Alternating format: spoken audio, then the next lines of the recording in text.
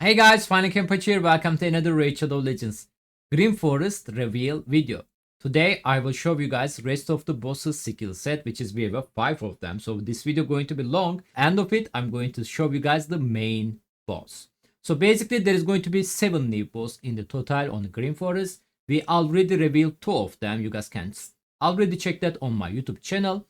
And this 5 boss, one of them is the main boss. Okay, rest of them is like a minion boss for the main boss. So basically on the Green Forest, you can straight jump to the last boss fight. But if you do that, you are going to see all these 5 boss on the field and you are going to be face all of them at the same time.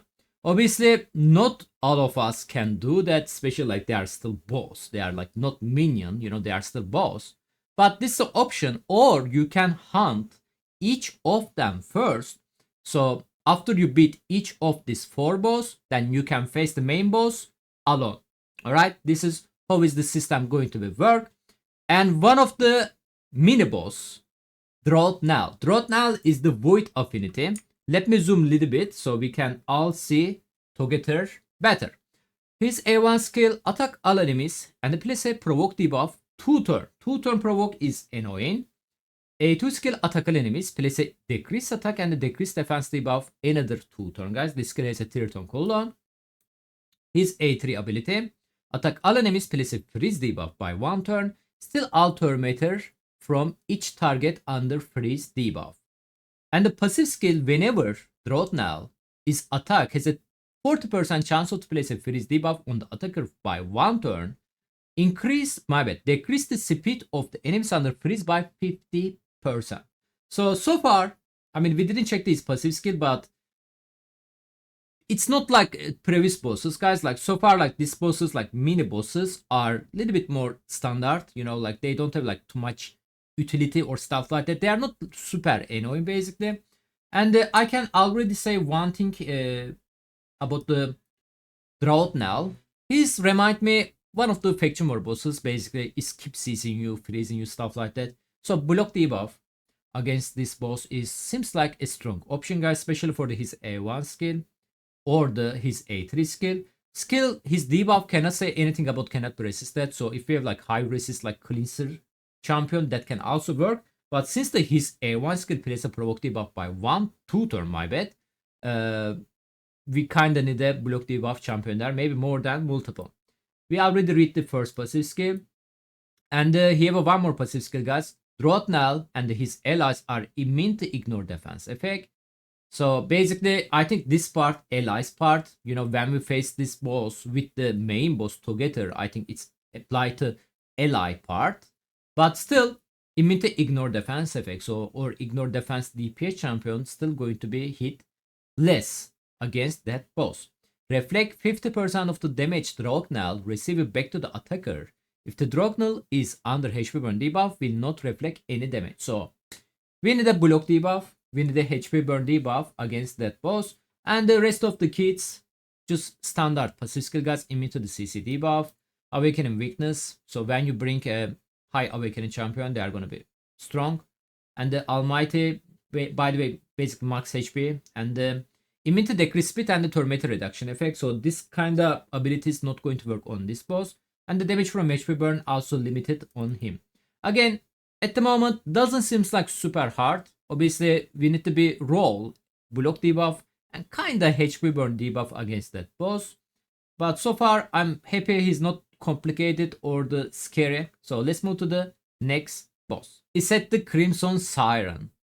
This boss is the Force Affinity. Let me zoom again so you guys can see better. Her A1 skill attack all enemies. Increase the duration of the all ally buffs by 1 turn. Instantly activate 1 random continuous heal buff on all allies. So basically, again, like if you are facing her together with the main boss, this is the part of the ally, I believe. And her A2 skill, Siren Kiss, place a continuous heal buff on all allies by 3 turn. Instantly activate all continuous heal buff on all allies. Alright, so far, like, I don't know if she's immune or anything, but if we are going to just start talking about her A1 and A2 skill, block buff, debuff, strong, heal reduction debuff, going to be strong, guys, keep that on your mind. Especially if you have a Morgaine, She's going to be extremely strong against this boss. Her A3 skill, attack all enemies, remove all buff from all enemies. Place a master seal and a block passive skill debuff on all enemies by 2 turns. Block debuff part not going to be helpful for her A3 skill, guys, unless you have a protected block debuff. Keep that on your mind. But high resistance can be strong. Master seal is the first time we are seeing that, actually. If you guys remember, like, Carnage only places seal debuff. Block passive skill on the all enemies by 2 turns. That's not that super strong in my opinion. Like, block active is more dangerous. You guys can live with that, I feel like. But again, if you have a protected block debuff or the cleanse ability, you basically can cleanse that debuff she's casting on you. Her passive skill, first passive skill, damage inflicted by the Siren increased by 5% for each buff she's currently under.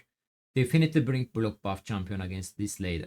Whenever a continuous heal buff activates on an ally, fill the Siren Tormentor by 5% and increase her max HP by 5%. Stick the 100% increase max HP. That's very dangerous. Her second passive skill, Siren and her allies are immune to the damage based on the enemy max HP. And the Siren and Siren's allies deal pure damage. Yeah, you guys definitely want to kill this lady before the face and the main boss. That 100% sure. And the standard passive skill, guys, immune to the every CC, awaken weakness. She's also immune decrease speed and the tormentor reduction effect. And the HP burn also limit against her. There is no limitation for the enemy max HP because she's already like immune to the enemy max HP there over this passive skill. What she's going to be strong, I mean, what can we use it against her? Like I mentioned earlier, block buff champion, kind of mandatory against this lady, or the heal reduction. But heal reduction is not going to be stopped. She's getting a buff. It's going to stop. She's receiving heal. So block buff is the main debuff we need to bring to kill this lady easier. Besides that, protected block debuff buff can be also strong, or the cleanse, resist cleanse champion. Let's move to the next boss. Next boss is the Maximus. He's going to be Spirit Affinity, and his A1 skill going to be attack all enemies, increase the duration of the all debuffs on the each target by 1 turn, then activate 1 poison debuff on the target already from the A1 skill. So looks like he's going to be poison champion. I mean poison boss actually. A2 skill, attack all enemy twice. First it place a beacon and the poison sensitivity debuff by 2 turns. The second hit places 5% poison debuffs for 3 turns. And every 3 turns seems like he's going to repeat that attack. Wow, okay, like I mean so far block debuff champion or the cleanse champion going to be mandatory. His A3 skill, attack all enemies, increase the cooldown of all enemy skill by 1 turn. Place a poison debuff on the enemies by 2 turns. The number of the poison debuffs placed on each enemy is equal to the number of the skills currently on cooldown.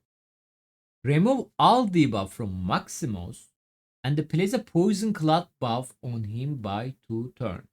He have a lockout ability. I don't know what kind of resistance we needed against him, but basically you guys can use champion like Donatello, for example, to, if you build him in the high resistance, then he can resist his lockout attempt. Then at the same time he can cleanse your poison debuff, right? Or the champion like Phytion, it just come to my mind. Alva, the champion are also have a cleanse ability, you know. If you build them high resistance, they can resist his cooldown increase attempt. And after that, you can cleanse your team and the block debuff at the same time. Especially Alva is going to be great. Alva and the Phyton actually champion are coming to my mind because they have a heal. They have a cleanse at the same time block debuff buff. So I'm thinking that champion at the moment, but at the same time he have a poison cloud buff. What can bypass the poison cloud buff? Poison cloud buff we already know from the Hydra and the HP burn. HP burn looks like we need HP burn. So because he's got some poison cloud for 2 turns, every 3 turns, so he's pretty much going to be under poison cloud buff all the time. There is some champion also ignore the poison cloud. I don't remember like exactly name of them, but HP burn champion also going to be on the team Guys, so far, like, there's a multiple champion HP burn gonna be strong. Same for the block debuff, cleanse champion. So make sure when you choosing your deck, bring most of them, of course, if you have them on your deck, guys. And his passive skill, this is a special passive skill. Whenever Maximus is attack, decrease the duration of the all buff on the attacker by 1 turn. So, our block debuff part is not going to be worked that well. If the attack lands a weak hit, this is why he's under poison cloud. Basically, we cannot deal crit attack on the poison cloud, and I think attack going to be automatically weak attack, right? Enemies under poison cloud. I think so. Decrease the duration of the all buff on the attacker by 2 turns instead. Fill the Maximus Tormentor by 10% whenever he receives a weak attack. That passive is actually alone is very strong. We can bring like multiple resist block debuff champion, but of course, like, it's not on our hand to choose the what champion we need to use it.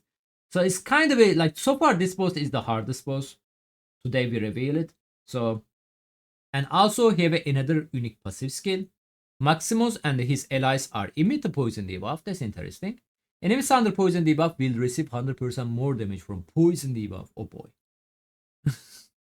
Whenever Maximus or his ally are attacked by the enemies under poison debuff, decrease the active skill cooldown of the any allies target by that attack by 1 turn occurs per skill.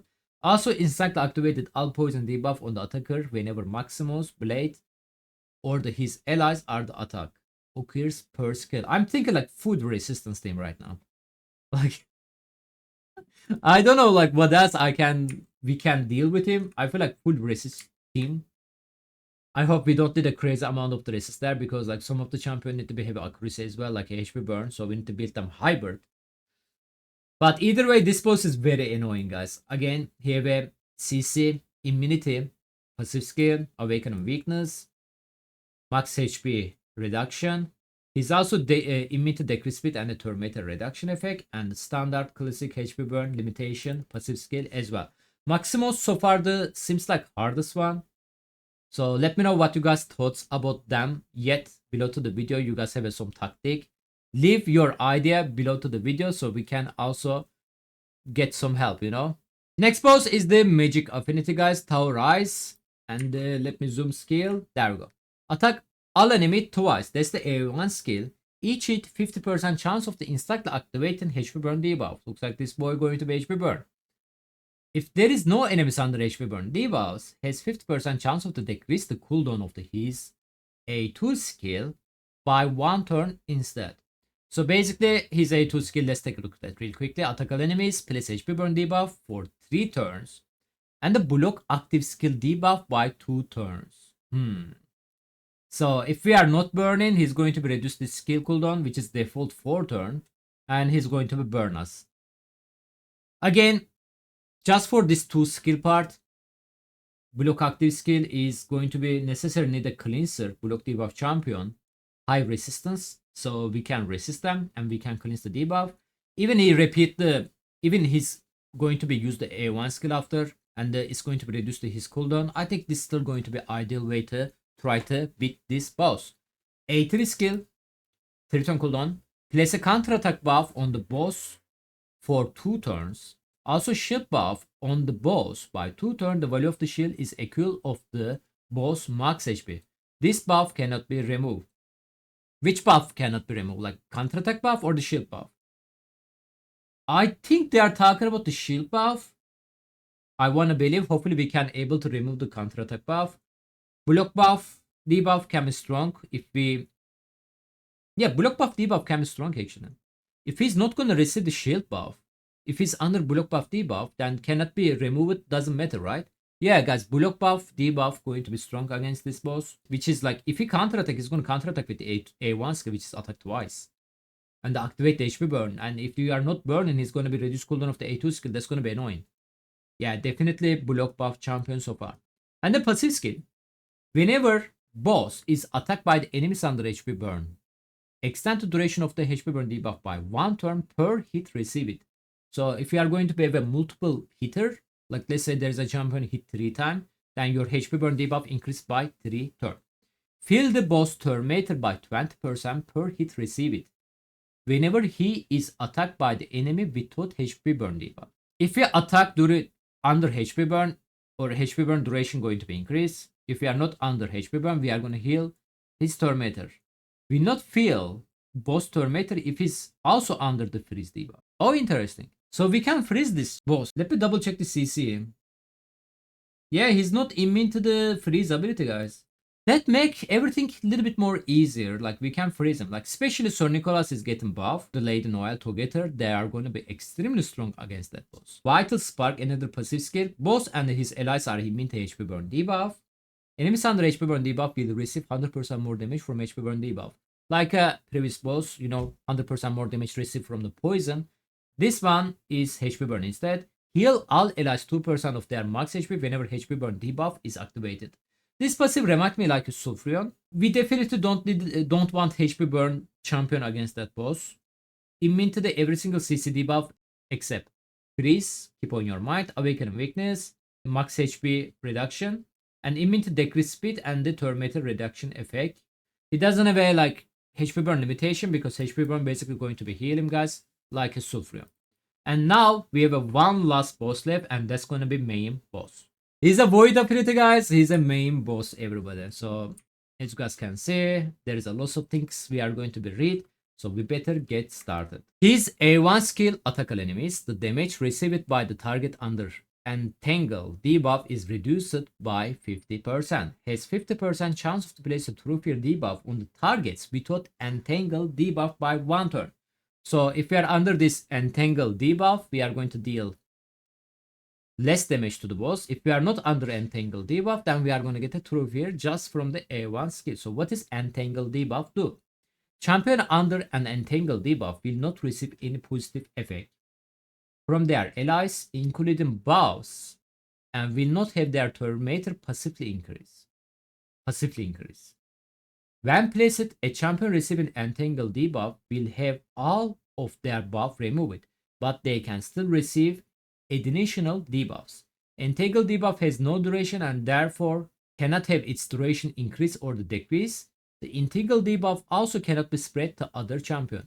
You can only remove an Entangle debuff by actively filling the champion Terminator to 100%. So that's why like there is a, you cannot do it with the passively. I see. It's an interesting A1 skill, guys. To be honest, like it's the first time, if I'm not mistaken, game is actually asking us to bring Terminator champion against the boss fight. I mean, mostly like Terminator champion are great in the arena, but on the boss fight, I mean, sure, like champion like Sifi, she also have a block debuff revive. You can bring that on the boss fight. She has a more than Terminator. Actually, her Terminator effect kind of weak. But yeah, like sounds like we need a Shuzan against this boss. So far from what I see. Actually, Shuzan, let me double check one thing about the Shuzan. I don't have her. Isn't she the insta turn effect? She has an insta turn effect. Is the insta turn is filling Terminator? Or it's just insta turn? I don't know insta turn going to work Entangle debuff. A2 skill. Attack all enemies. Before attacking, remove all debuff from the boss and remove all buff from all enemies. The damage inflicted by this skill and the amount of the defense ignore against each target increase by 5% per each buff and the debuff removed. We need to make sure we are not landing debuff before that skill, otherwise it's going to hit harder. And we need to make sure our champion either not going to be under buff or protected buff. So this skill is very similar to the Chimera ultimate form, A3 skill. That's why like we bring in like protected buff champions or 9-piece protection set that can be strong against this boss. And one more skill, attack all enemies under an Entangle debuff. Attack all enemies under an Entangle. So you are going to attack all enemies or you are going to attack the enemies under Entangle debuff. I believe it's going to attack enemies under Entangle debuff. Decrease the each target Terminator by 30%. If there is no enemies under Entangle debuff, I think I'm going to get my answer. Attack the enemy with the highest speed. Okay. Place a protected Entangle debuff. This debuff cannot be evaded, redirected to the another target, or the resisted. This debuff will also ignore the stun skin. Okay, interesting. High speed champion. So we need to make sure our high speed champion is not that important, I guess, right? One more skill. I think this is one more active skill. How many skill you have? 1, 2, 3, 4. 4 active skill, guys. Okay. And a 4 ability. Place a protected entangle debuff on the enemy with a high speed. Didn't we read that already? No. This is different. Okay. Weird. His A3 and A4 has kind of like same skill. Also place a siphon debuff, which is new debuff again, on the enemy with a high speed by 3 turn. I think enemies, I think our champion under high speed is going to be suffer there a lot. This debuff cannot be evaded, redirected to the another target, resist or blocked it. Okay, there is no way we can block them. This debuff also ignores stun skin and the taunt buff. Yeah, we cannot cheat there with the taunt buff. I see. Alright, or high speed champion going to receive these debuffs. We cannot do anything about it. Alright, what is Siphon do? A champion under Siphon debuff will have 5% of their stat value siphoned by the debuff producer, except ignore defense. So you are gonna reduce or total 5% of the stat. Is that what that mean? Each time the debuff producer takes a turn, which is the boss, an additional 5% of the stat value will be stolen. What? It's taken up to 50%. For example, a champion with 1000 attack under Siphon will infinitely have their attack decreased by 950 and debuff producer attack will be increased by 5%.